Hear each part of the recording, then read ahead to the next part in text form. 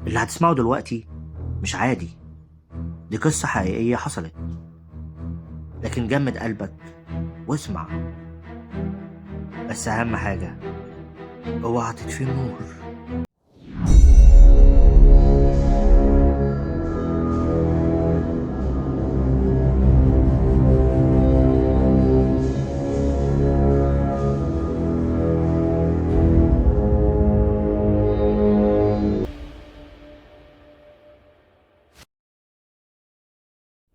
أعزائي المستمعين، أهلا بيكم. ندخل في الموضوع على طول. القصة بدأت مع زياد.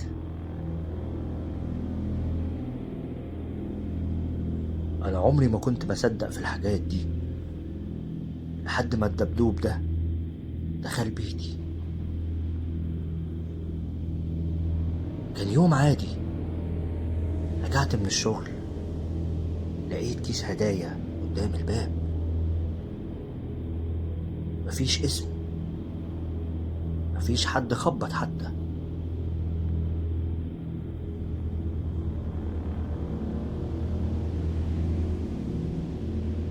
فتحته لقيت دبدوب صغير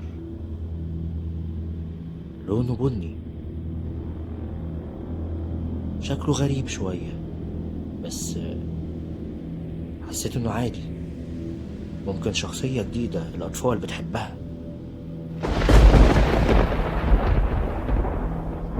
لقيت أخويا الصغير جرى عليا واتبسط بيه قوي، كان بيحسب إني جايبهوله. دخلته البيت وحطيته على الكرسي، وأخويا بدأ يلعب بيه. بعد كده سابه على الكرسي ودخل نام، وأنا دخلت نمت بعده لحد ما جه الليل.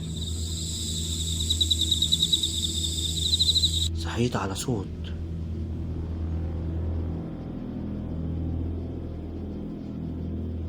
لعبة أطفال كده، بس بتشتغل لوحدها. الصوت كان جاي من الصالة برا.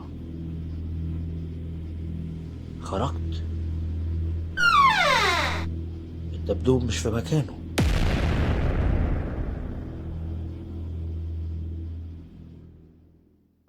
لقيته واقع قدام باب أوضتي. أنا متأكد إني سبته على الكرسي.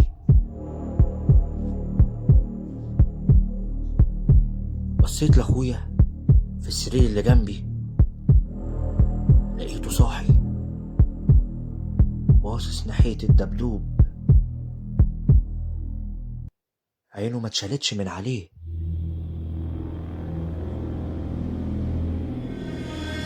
سمعت صوت جاي من ناحية الدبدوب بيقول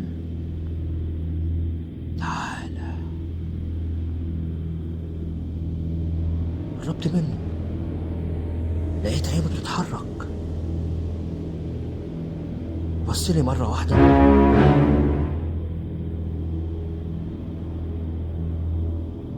أنا شفت المنظر ده، خفت،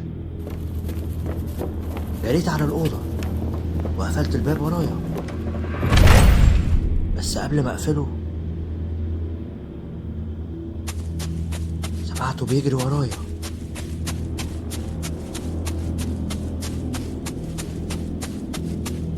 لقيت أخويا بيجري على الباب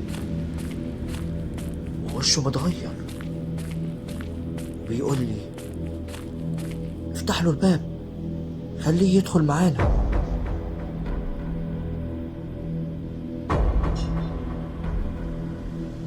اتفاجئت من كلامه،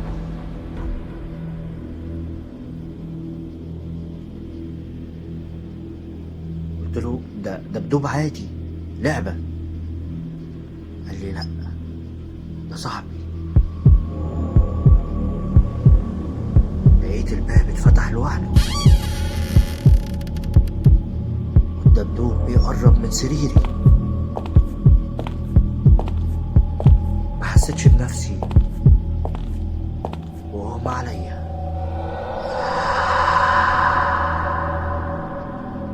النهارده صحيت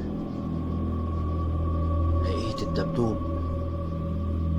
جنبي على المخدة. ولو وصلت لحد هنا ما تنساش تعمل لايك واشتراك للقناة وتفعل زر الجرس عشان تسمع قصص فعلا حقيقية.